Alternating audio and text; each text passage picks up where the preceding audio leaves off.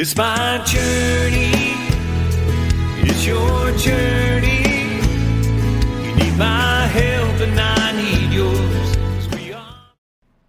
Hello, family, and welcome. We're Bob and Penny Lord. Our super saint for today is St. Frances Xavier Cabrini, Mother Cabrini, the first American citizen to be raised to the communion of saints. We want to take you back to the turn of the century in Italy and the United States.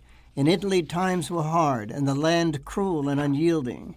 So when the people of Italy heard of the promised land, they packed what little they had, left their beloved mountains and roots to begin their dream for a better life in the New World.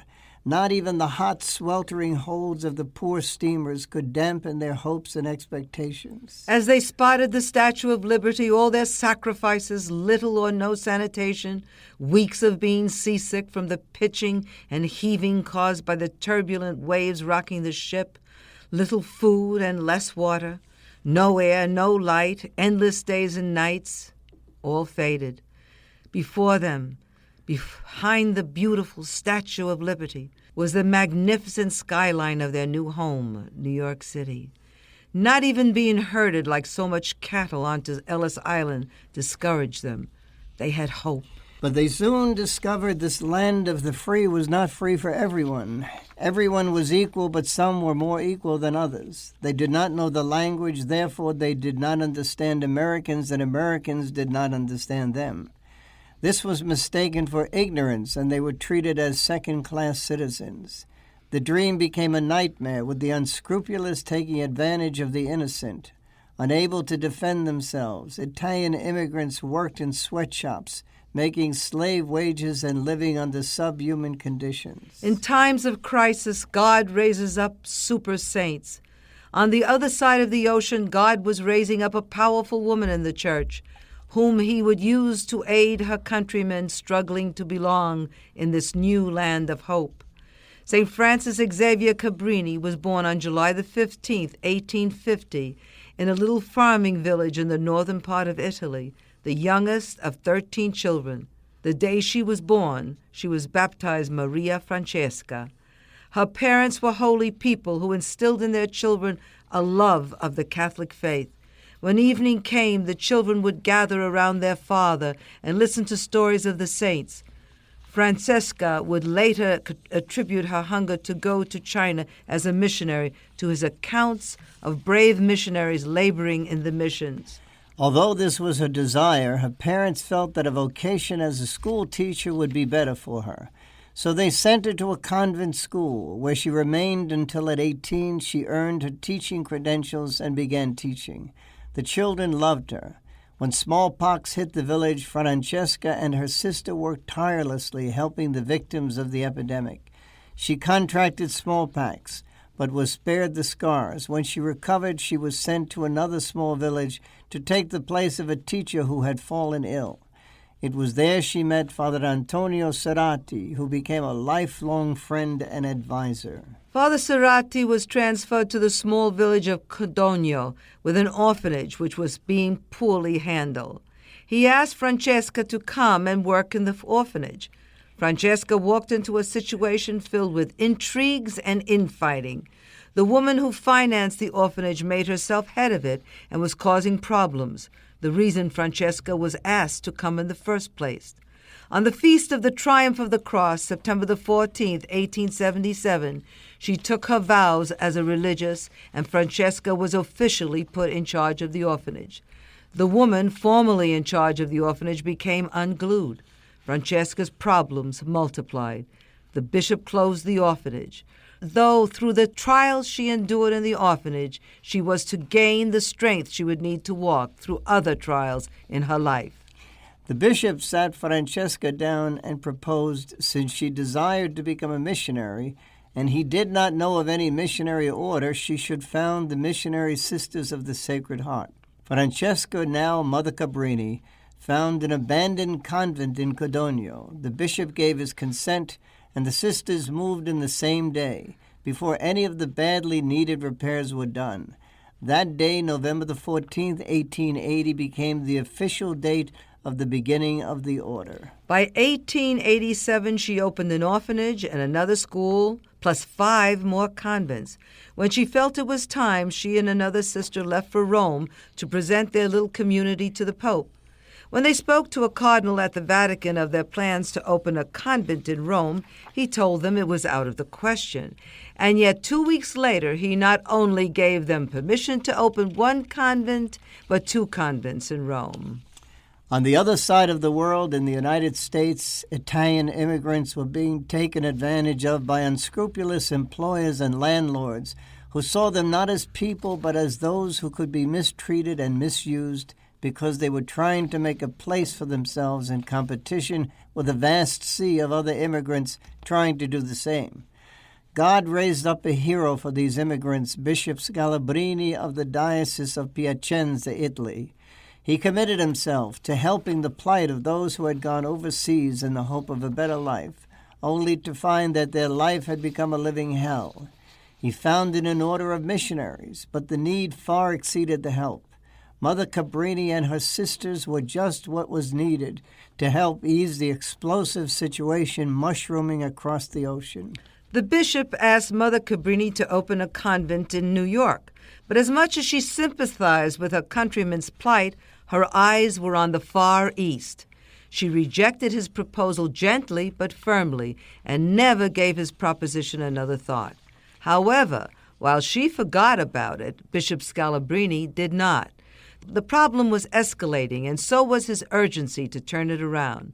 At the same time, Archbishop Corrigan of New York was feeling pressure from the Vatican to resolve the problems of the Italian immigrants.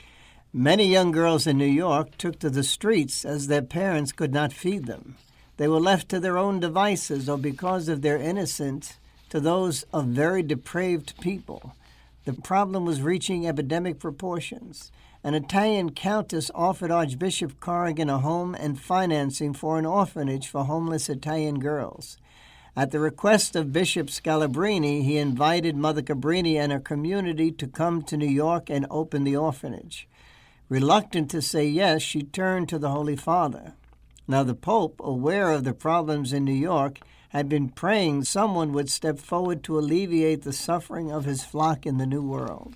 His Holiness listened respectfully to Mother Cabrini as she shared how she really wanted to go to the missions in China.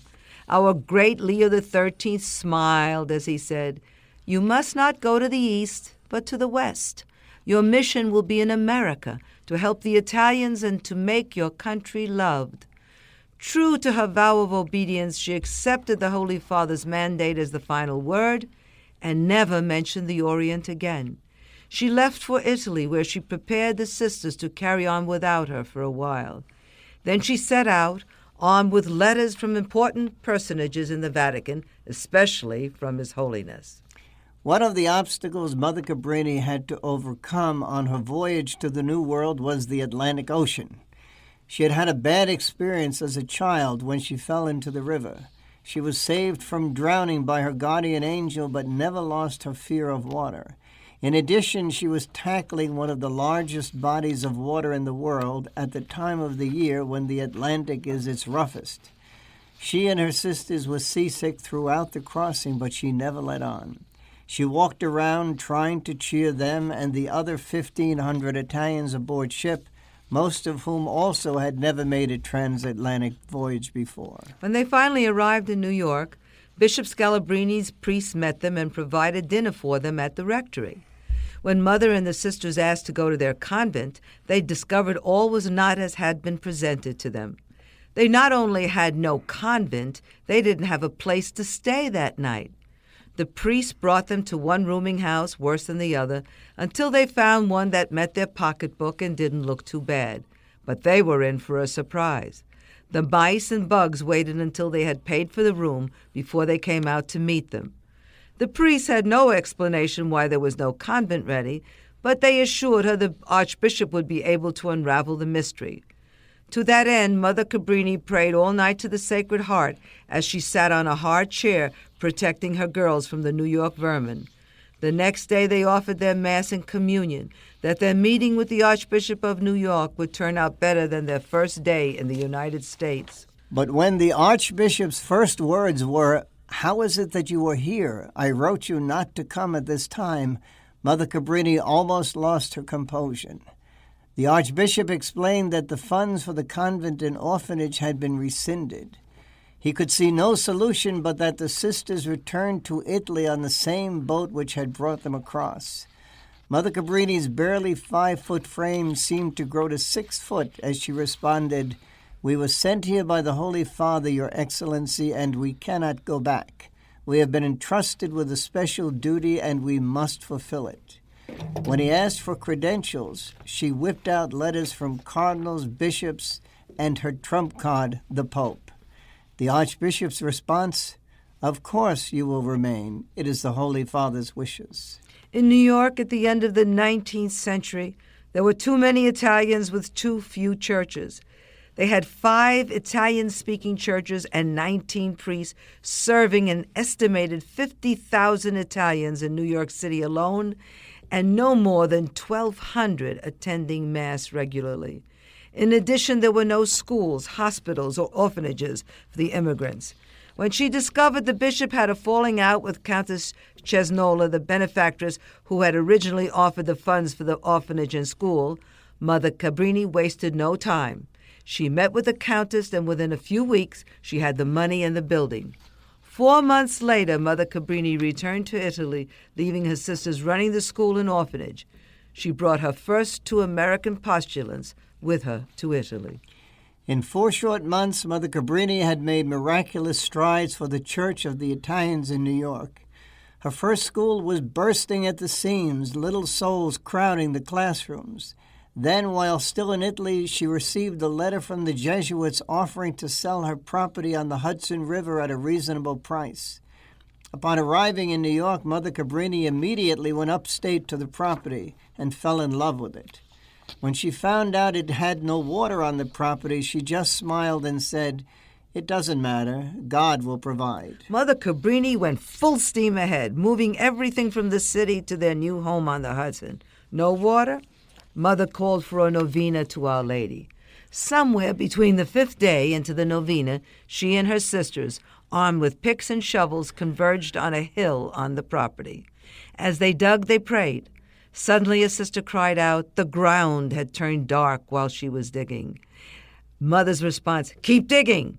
They obeyed, and within a very short time they all exclaimed water was rising up out of the ground. They had dug into a spring of fresh water. To this day, that water keeps flowing and provides the property with ample water. One of Mother Cabrini's greatest accomplishments in New York was the Columbus Hospital, which began in 1892 on the 4th centenary of Christopher Columbus. When the Italian community of nuns who had been running a small hospital returned to Italy, Bishop Scalabrini offered it to Mother Cabrini. She wasn't sure she should take it as there were financial irregularities. Then one of her sisters reported that while working in a city hospital, they came upon an Italian who had a letter which he had been holding for 3 months because he couldn't find anyone to read it to him. Upon opening it, the sisters found it contained news of his mother's death. If he had been in their hospital, at least he would have known sooner, and they would have been able to console him. Then, to bring matters to a hasty conclusion, Mother Cabrini had a dream. Our Lady was tending the sick in the hospital. When Mother Cabrini asked Our Lady if she could help, Mother Mary rejected her, saying that she was doing the work Mother Cabrini refused to do. Mother assigned 10 sisters to begin working in the hospital immediately. Mother Cabrini went forward with great caution because the owners of the hospital were not very reputable. Her suspicions were well-founded. Within a few months, the administrators tried to make Mother Cabrini pay for the expenses of the hospital. She said she would, on condition she take full charge of the hospital. She was shown the door. She had a mandate from Mother Mary, and she refused to leave. Then the patients refused to leave. The Lord saved the day at the 11th hour. Mother was able to purchase 2 buildings, which she turned into a hospital, and although smaller than the other hospital, she was able to place the patients there and got enough donations to buy new beds and some new equipment. The facilities were meager, but it was a beginning, and from this beginning grew the Columbus Hospital, now called Mother Cabrini Medical Center. Bishops throughout the world began asking Mother to open orphanages and schools in their dioceses. Pope Leo XIII had told her he wanted the missionaries of the Sacred Heart to extend the kingdom of God to all the world, and to that end she worked to the end of her life. During her lifetime, she opened convents and schools, orphanages and hospitals in her native Italy and various parts of Europe. She continued opening convents in the United States, in Chicago, New Orleans, Denver, Pennsylvania, New Jersey, and on and on. Then she went to Central America, to Nicaragua, to Panama, to South America, including Argentina, Chile, and Peru. Especially fragile were the missions in Central and South America. The political climate was prone to swing greatly in either direction. The red carpet was extended to her, only to receive word 3 months later they had to evacuate the mission because the government had become unfriendly or civil war had broken out and regimes had changed. Some very well-meaning religious ladies from Granada, Nicaragua, asked Mother to open a mission there. Mother and her sisters set out. The voyage could not have been worse. Almost as soon as they got into open waters, thunder and lightning and violent storms raged so fiercely, at times it didn't seem the little ship would make it through the night. Mother stayed up all night praying the rosary. After 10 days, the ocean portion of their journey over, their travel on land would be by horse and buggy. The sisters couldn't get over the people waving to them as they traveled to Granada. Mother Cabrini warned them not to be impressed. It wouldn't last. No sooner had they arrived, a situation arose which almost made her public enemy number one in Granada. They were having dinner at the home of the woman who had invited them to Granada. Everything was going well when the women's servants came into the room to serve food, very scantily dressed. Mother Cabrini said that neither she nor her sisters would eat until the situation was remedied. The hostess couldn't believe Mother was making this demand. However, the servants were made to cover certain areas with towels, and although initially they were not happy, they adjusted, and soon all the women accepted Mother Cabrini's dress code. Confrontation number 2 was a real problem. Mother would not allow girls to attend the new academy whose parents were not married. It was cause for major concern, as living together without the sacrament of matrimony was a way of life. They staged near riots at the convent doors, tried to break into the missionaries' quarters, and even fired guns to shake them up.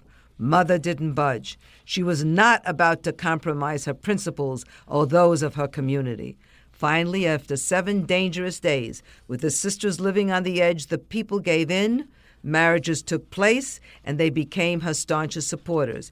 Less than 2 years later, government troops came and ordered the convent, the school, and the orphanage closed within 2 hours, and all the sisters out of the country. Mother Cabrini was invited by the Bishop of New Orleans to come and help the Italians there. The plight of the Italians was at its lowest. She immediately set up a chapel. Bishop Scalabrini's priests brought the Blessed Sacrament, and the chapel soon filled with Italians coming to Mass each Sunday. They flocked like little lost lambs around shepherds, only the shepherds were Mother Cabrini and her sisters. As in New York, Italians had been taken advantage of by dishonest men. But Mother Cabrini, armed with the strength of the angels of God behind her, with no great grasp of the English language, was not intimidated.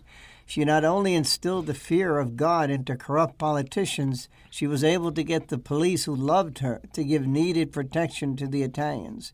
Regarding her work with the Italians in Louisiana, historians wrote, and when the latter corrupt politicians tried to frighten her by giving her a sinister warning, she, a tiny woman, simply warned them of the justice of God and left them speechless. Towards the end of the 19th century, an epidemic broke out in New Orleans.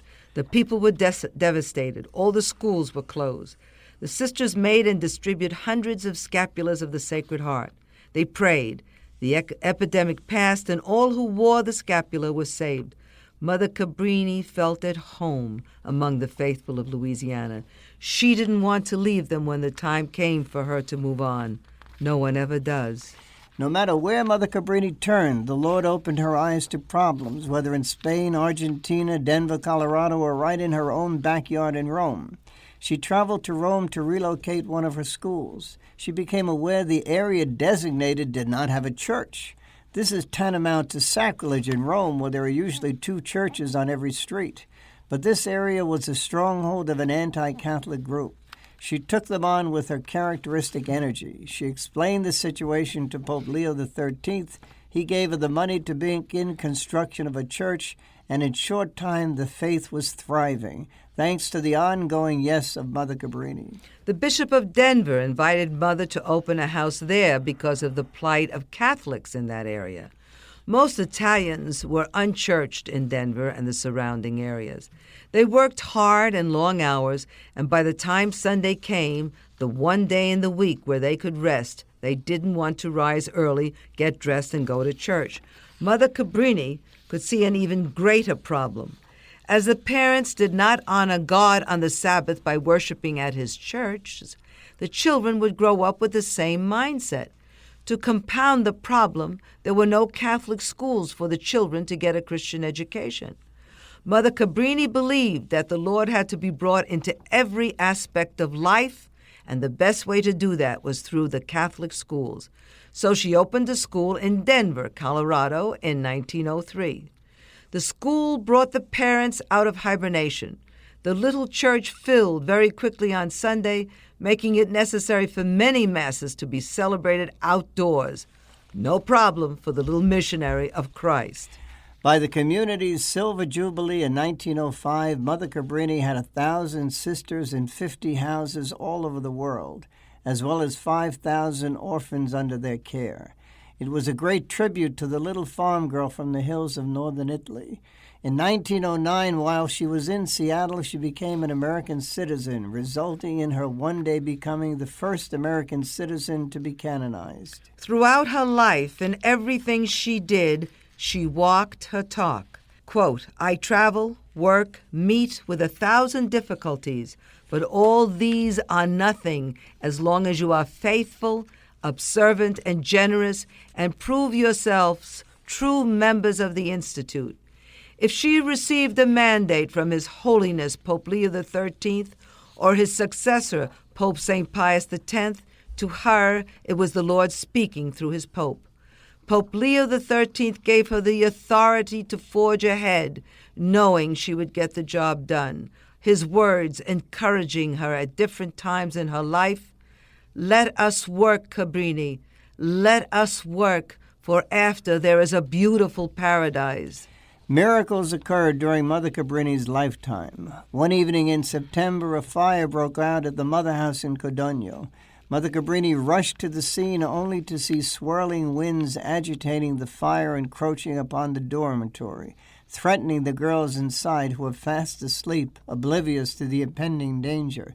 Her lips moving unceasingly, softly intoning prayers, Mother Cabrini's eyes never left the fire. Looking up to heaven, she raised a reliquary containing relics of saints and blesseds, made the sign of the cross, and the fire made a 90-degree turn and moved off, leaving the girls in the dormitory unharmed. Oh, Jesus, I love you very much. Give me a heart as big as the universe. Tell me what you wish that I do, and do with me as you will. December the 22nd, 1917, her heart, having spent itself, served her Lord and his vicar's Mother Cabrini, the nun and foundress, who said these words, died at age 67 in her convent in Chicago. We can be assured that our Lord Jesus, Mother Mary, all the angels and saints were there to welcome her into the kingdom, as she was escorted by an entourage of tens of thousands of Italian immigrants who had gone to heaven because of her work and that of all her sisters all over the world. Mother Cabrini, like another mother we know, Mother Angelica, challenges us to allow God to use us. In her own words, in your actions, your words, and your sufferings, seek always the greater glory of God. A dispensation from Canon Law 2101 was granted by the Vatican, allowing the cause for her canonization to be open in 1928, after she had been dead for only 11 years. Mother Cabrini was declared venerable on November the 1st, 1937, Feast of All Saints' Day. 1 year and 12 days later, she was beatified on November the 13th, 1944. And then on January the 11th, 1944, she was the first American citizen to be canonized and the first canonization of the pontificate of Pope Pius XII. We pray Mother Cabrini's words will make an imprint on your hearts. If you know how to draw souls by your zeal, your good example, and your exemplary religious conduct, you may be assured the gates will be opened for you also. Speak often of heaven to those who approach you. Make them love it as well as the virtues which are required before we can be admitted to our blessed country. Mother Cabrini is proof positive of the fact that with God nothing is impossible. We find that any time she would go to the Lord to help her in anything she needed, it happened. It gives us a great deal of confidence. I'm smiling as Bob is talking because as he was writing this chapter on Mother Cabrini, I have a little secret to share with you. He would very often have to go back and take out Mother Angelica instead of Mother Cabrini. Here we are in another century with a saint whose family originated in Italy. We love you. God bless you. It's your journey, but we won't make